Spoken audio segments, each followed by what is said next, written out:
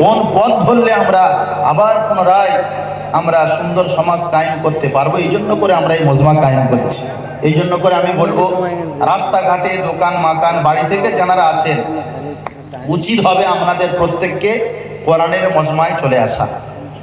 উচিত হবে আপনাদের কোরআনের মজমায় চলে আসা। যদি আপনি না আসেন তো কেউ তো আপনার লাঠি দিয়ে পেটাবে না, কেউ লাঠি দিয়ে পেটাবে? কিন্তু কোরআনের ভাষায় আপনি শুনে নেন। ইসলামের দুশমন হলো সব থেকে বড় ওই ব্যক্তি, কোন ব্যক্তি? وَمَنْ أَظْلَمُ مِمَّنْ ذُكِّرَ بِآيَاتِ رَبِّهِ ثُمَّ أَعْرَضَ عَنْهَا إِنَّا مِنَ الْمُجْرِمِينَ مُنْتَقِمُونَ। দয়াময় রহমান বলেন, কোরআনের দুশমন হলো সব থেকে বড় ওইটি কোন ব্যক্তি?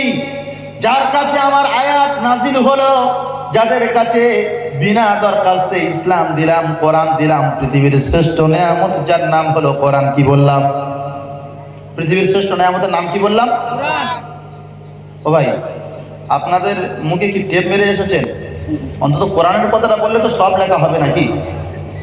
পৃথিবীর জমিনে আপনি যতবার কোরআনুল কারীম নাম ধরবেন, ততবার আপনার নামায় আমালে নেকি লিখবেন কে?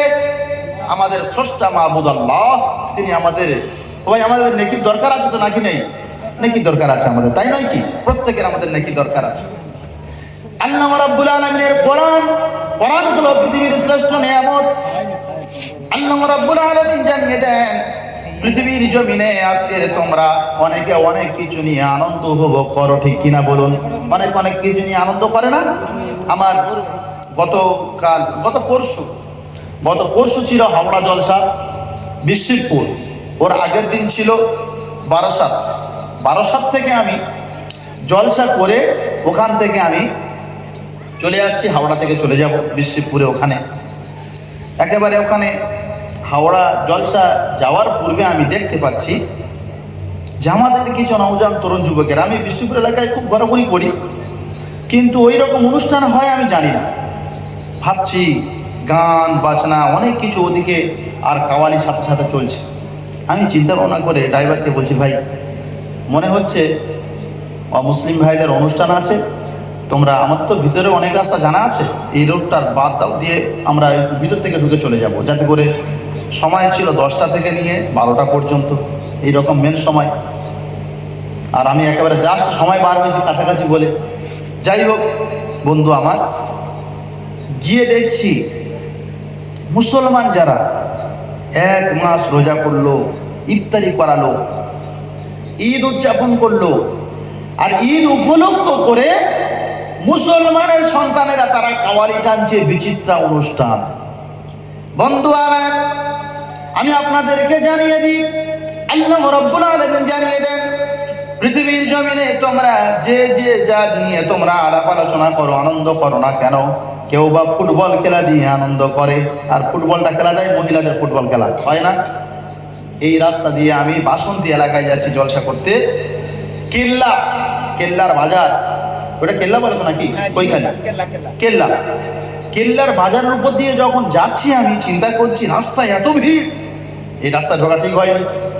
একেবারে কাছাকাছি গিয়ে দেখলাম মহিলাদের ফুটবল খেলা, আর মহিলারা হাফ প্যান্ট পরে, তারা 18 বছরের যুবতী ফুটবল খেলা করছে স্টেজে, রাস্তাঘাটে, মাথায় আছে টুপি, মুখে আছে দাড়ি, তারা ওই এমন জমাট বেঁধে আছে। আমি ভাবছি আল্লাহ, এরা মানুষ, যদি মানুষ হবে একটা রুচিরও বলে মনে আছে, তোমাদের ঘরে তো মা বোন আছে, তারপরে মুসলমান সব থেকে বড় মূল্য।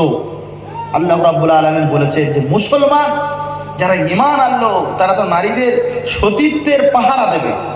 এখন এরা দেখছি নারীর সতীত্ব হরণকারী, এরা এতিম পাগলের মতো ওইদিকে তাকিয়ে আছে। আল্লাহ রাব্বুল আলামিন এই জন্য করে জানিয়ে দিয়েছেন, ওয়ালাকাদ যারা'না লিজাহান্নামা কাসীরাম মিনাল জিন্নি ওয়াল ইনস লাহুম কুলুবুন লা ইয়াফকাহুনা বিহা। আল্লাহ রাব্বুল আলামিন বলেন, আমি কিছু জিন এবং মানুষদের তাদের তৈরি করেছি, তাদের বিবেক দিয়েছিলাম, অন্তঃকরণ দিয়েছিলাম, অন্তর দিয়েছিলাম, চক্ষু দিয়েছিলাম। পৃথিবীর জমিনে সব থেকে তারা ভালো ভালো কথাগুলো তারা শুনবে, দেখবে, ভালো কাজগুলি তারা করবে। আফসোস, মানুষ ইমান দিলাম, ইমান পেল, কোরআন পেল, কোরআন পাওয়ার পরে এরা ওই 18 বছরের যুবতীদের ফুটবল খেলার জন্য মত্ত হয়। আল্লাহ রাব্বুল আলামিন বলেন, উলাইকা কাল আনআমি বাল হুম আযাল উলাইকা হুমুল গাফিলুন। আল্লাহ রাব্বুল আলামিন বলছেন, ওরা জানোয়ার, শুধু জানোয়ার না, জানোয়ারের থেকে ওরা নিকৃষ্ট। কেন এই কথা বললেন? ভাই, আমি কিন্তু মুসলমান ইমানদারদেরকে বলছি, আমি অমুসলিম ভাইদের বলি নাই, আমি মুসলমানদের কথা বলছি। কারণ আমি যেখান থেকে ছেড়ে এসেছি যে মুসলমান হলো সব থেকে বড় জালিম। কেন আমি এই কথা আপনাদেরকে বোঝাতে যাচ্ছি বন্ধু আমার। আল্লাহ রাব্বুল আলামিন বলছেন, তোমরা যে যা নিয়ে আনন্দ করো, কেউ বা ফুটবল খেলা দিয়ে আনন্দ করে, কেউ বা ক্রিকেট খেলা দিয়ে আনন্দ করে, কেউ বা বিচিত্রা অনুষ্ঠান দিয়ে আনন্দ করে, অশ্লীল ব্যবচার কাজ দিয়ে আনন্দ করে, কেউ বা ঈদ উপলক্ষ করে কাওয়ালি দিয়ে আনন্দ করে। আল্লাহ রাব্বুল আলামিন বলেন, পৃথিবীর জমিনে তোমরা যা কিছু নিয়ে আনন্দ করো, সমস্ত সব কিছুর উপরে হলো কোরআন। কেউ যদি কোরআন দিয়ে আনন্দ করে, আল্লাহ রাব্বুল আলামিন বলেন, কুল বিফাদলিল্লাহি ওয়া বিরহমাতিহি ফাবিযালিকা ফালইফরাহু হুয়া খায়রুম মিম্মা ইয়াজমাউন। আল্লাহ রাব্বুল আলামিন বলেন, পৃথিবীর জমিনে তোমরা যাবতীয় যা কিছু নিয়ে আনন্দ করো না কেন, পৃথিবীর জমিনে যারা কোরআন নিয়ে আনন্দ করে, কোরআন বুকে করে জড়িয়ে ধরে, কোরআনকে চুমা দেয়, কোরআনের মহাব্বত করে, কোরআনের মহাব্বতে মজমা ভরিয়ে দেয়, ওটাই হলো, তারাই হলো আমার কাছে সব থেকে প্রিয় মানুষ। ওই আমলটা হলো সব থেকে আমাদের কাছে পছন্দ, জুড়ে বলা যাবে না? কালকের ঘরে গিয়ে বলবেন সুবহানাল্লাহ। কত সুন্দর কথা, কোরআনের কথা বলছেন। কেউ কোরআন নিয়ে যদি আনন্দ করে, কোরআন নিয়ে যদি কেউ উল্লাসিত হয়, কোরআন যদি বুকে করে জড়িয়ে ধরে, তো বলছে ওটাই হলো সব থেকে আমার কাছে পৃথিবীর জমিনে সব থেকে বড় আমার। কোথায় পাবেন? 11 নম্বর পাড়ায় একেবারে 13-14 নম্বর পৃষ্ঠা 13 নম্বর লাইন থেকে এই কথা উল্লেখ আছে। জোরে বলা যাবে না সুবহানাল্লাহ? ও যুবকেরা আমার, তোমাদের মতো নওজোয়ান তরুণ যুবকদের ফ্যাসিলিটি কত আছে কোরআনে। আল্লাহ রাব্বুল আলামিন জানিয়ে দিলেন, ইল্লা মান তাবা ওয়া আমানা ওয়া আমিলা আমালান সালিহান ফাউলাইকা ইউবাদদিলুল্লাহু সাইয়্যাতিহিম হাসানাত। আল্লাহ রাব্বুল আলামিন বলছেন, কোন মানুষ যদি, নওজোয়ান তরুণ যুবকেরা গুনার দিকে ঢলে যায়, ঢলে যায় না? গুনার দিকে ঢলে যায়। আল্লাহ রাব্বুল আলামিন বলেন, কেউ যদি ভালো কাজ করে, ভালো নিয়ত করে, কোরআনের সাথে প্রেম বিনিময় খেলার জন্য কোরআনের মজমায় যদি চলে আসে, আল্লাহ রাব্বুল আলামিন বলেন, আমি তার জিন্দেগির সমস্ত গুনাহগুলো আমি আল্লাহ মাফ করে দেব। আর যদি শুধু মাফ করে দেবো এতটুকু পর্যন্ত সীমাবদ্ধ নয়, বলছে যত গুনাহ হয়েছে, 30 বছর গুনাহ করলাম, 30 বছরের সমস্ত গুনাহগুলি আমি আল্লাহ রাব্বুল আলামিন ওই গুনাহগুলি মাফ করে দিয়ে নেকি দিয়ে পরিবর্তন করে দেব।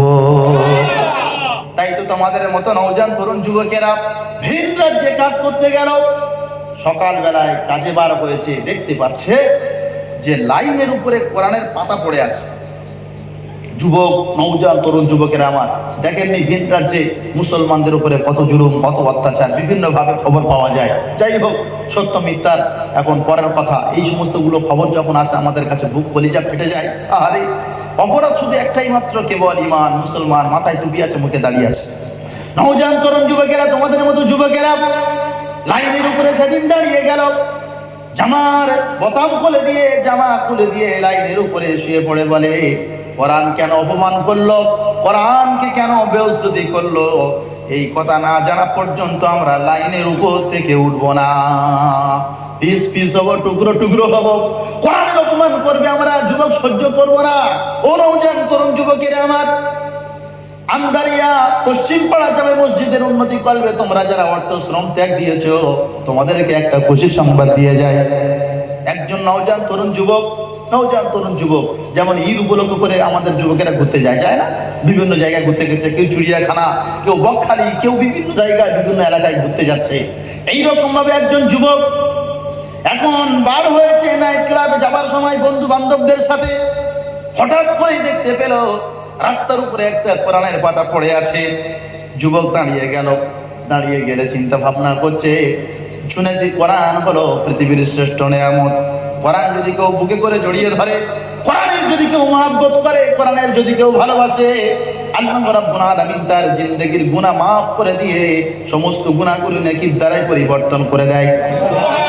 নওজোয়ান তরুণ যুবক রাস্তার উপর থেকে কোরআনের পাতা ঘুরিয়ে নিয়ে বাড়ির মধ্যে চলে এসে মাকে বলে, মা এটা কি? মা বলে, বাবা এটা হলো পৃথিবীর জমিনের শ্রেষ্ঠ নেয়ামত, যার নাম হলো কোরআন।